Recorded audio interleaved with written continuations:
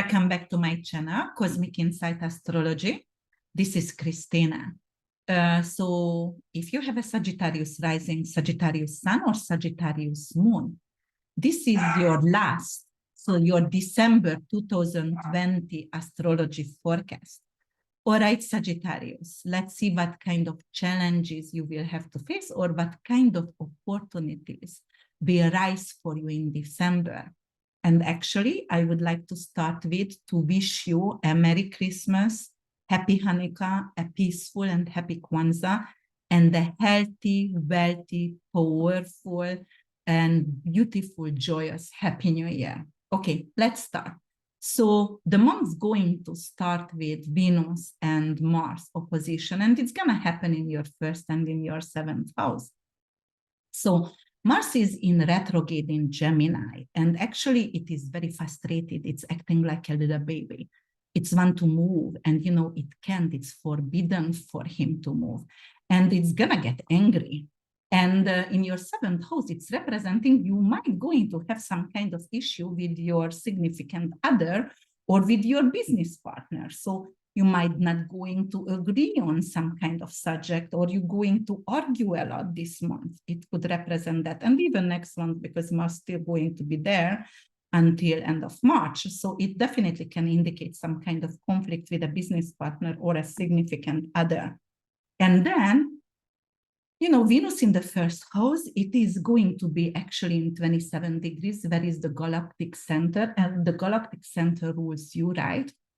Because it rules, it's in Sagittarius, and Venus over there indicates like you will have an open gate to create abundance in your life, and your perspective going to change about money and abundance and about beauty as well.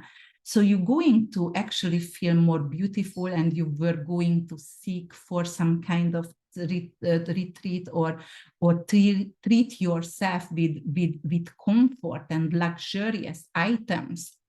And then on the, a little bit moving forward, on the third, we're going to have Neptune, which is going direct that day.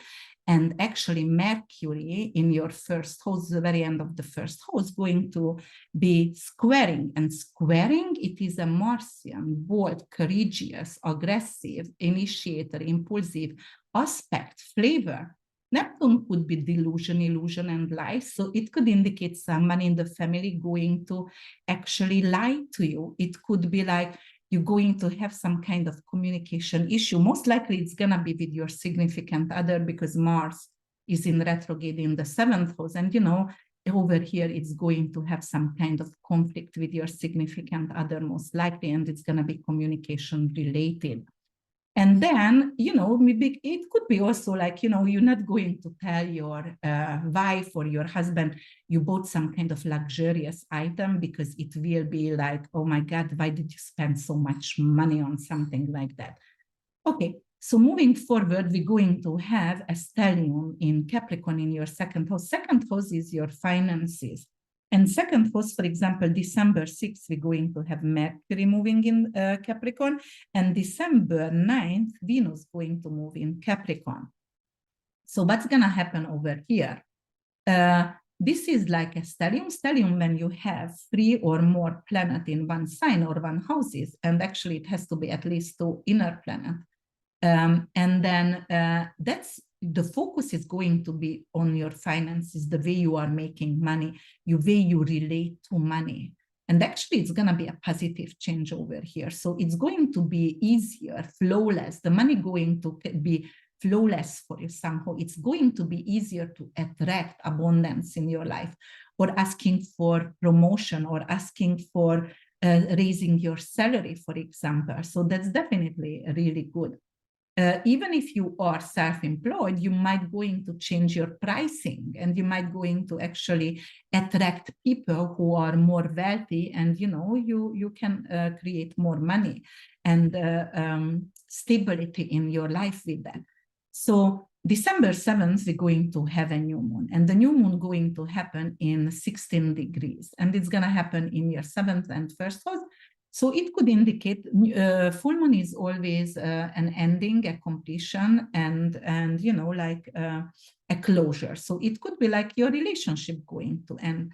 But if it is, then it could be really, really positive later on, because somehow you are liberated. You will feel liberated. You will feel like, I can breathe again. I can be myself again. I feel more attractive right now somehow because I always been pushed down. So definitely it could indicate that. But you know, it could actually doesn't have to end your relationship. It doesn't have to end with divorce. It could indicate an issue with your relationship is ending. So it could turn out to be positive because, you know, you had some kind of issue with anger, or you had some kind of issue with intolerance, or, you know, like you are not, didn't tolerate something about your significant other. And, you know, he or she had changed. So that's why the conflict is going to end. So it doesn't have to be negative at all. All right, but definitely more focus on yourself. And, you know, that was your birthday month. So definitely for you, happy birthday as well. So it's beautiful. And then let's see what else is going to happen. Actually, I'm going to animate the chart there the 23rd, because on the 23rd, we're going to have a new moon. But until then, we're going to have on the 18th, Sarah's going to go to Libra. And Libra actually is in your 11th house. 11th house is your hopes and wishes and your social circle. So Ceres over here, Ceres is the goddess of grains and grain fields, and also representing some kind of fear of loss. So it could be like, yeah, I want to actually create that new social circle, and I want to have these new friends, you know, like, or actually become a part of this group. But somehow I have some kind of fears, or, you know, my guard is up because Sarah is also representing fear. So I can't be myself totally because, you know, I still have some kind of fear with this new group. And then, you know, then look at that. We're going to have actually, let's talk about Jupiter a little bit. And Jupiter is the planet of growth, abundance, and generosity. It's going 0 degree Aries, which is a word axis in cardinal sign. So it's very magnified. And for you, Sagittarius is very positive because it's going to be a fellow fire sign, and you are a fire sign. In Pisces, so Jupiter rules Pisces as well, but nighttime, and in Pisces is not that positive than in Sagittarius in your own sign. So actually when it's going in Aries, it's going to be really positive and very obnoxious also, and bold, and, you know, initiating. It's a lot of risk. So careful with risking and gambling a lot of money, because it could indicate, but, you know, it's a new creative project would start for you. So that's definitely really good. And if you feel like your creative project was lagged because Chiron was in retrograde for a long time, Chiron gonna go right now direct on the 23rd here, 3 days after, when the new moon going to happen. So the project, what you had, the creative project, what was like stopped, so it didn't move forward, it's going to move forward again. And it's going to be, Jupiter was publishing. So if you want to publish something, it's going to be really positive. It's going to spend a lot of time here until May 16th. So it's going to be really positive, very joyous, really liberating. In your 5th house matter, with investment, with lovers, with your mojo. So it's really positive. And then let's see the new moon. The new moon is actually going to happen at 1st degree in Capricorn in your 2nd house. So it's a new financial income. Actually, a new income will be possible for you, but it's going to actually square with Jupiter. So Jupiter actually going to push you, that square going to push you forward to initiate like that kind of rise. So you might have been a little bit like, oh, should I raise my prices or not? Because, you know, I don't know, I can lose my clients or whatever. But you know what, if you do it, then actually it's going to be a bold decision, but actually by the end, you're going to succeed in it and you're going to be very happy with that. Or you know, new kind of, for example, your taste going to change. So it's going to be like more earthy taste, or you know, it could indicate a totally new design, because 2nd house, yeah, it's like down to earth. You're going to perhaps maybe even to to buy a land, an undeveloped land, and where you're going to actually build something later on. And so invest in an undeveloped land. You can create that kind of abundance as well. Okay, so Chiron went direct. We were talked about that. Yes, so let's talk about the last thing here, and which is going to be Mercury retrograde in your second house.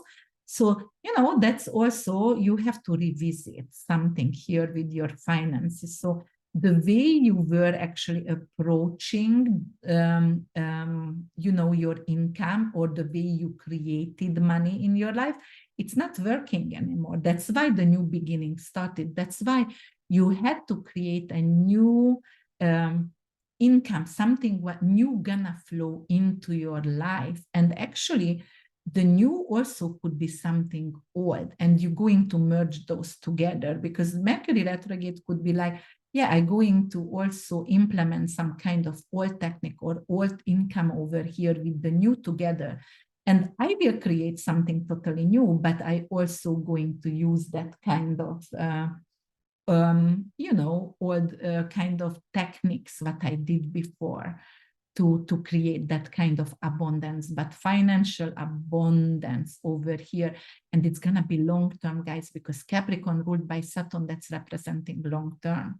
So it's endurance, it's good work ethic, it's strong work ethic. All right, if you loved my podcast, please don't hesitate to subscribe me, like it, and also comment. Let me know how did it work out for you, Sagittarius. What did you like about December? What you didn't like about? How did Mars retrograde work out for you, or the new moon, or the full moon? And if you would like to purchase some kind of some reading with me for your loved ones, some kind of insight for yourself for Christmas or Hanukkah, and my website is www.urbanwitch.org. Thank you so much for your attention, and I will see you in January. I'm going to say goodbye right now, actually, at least till January. Bye for now.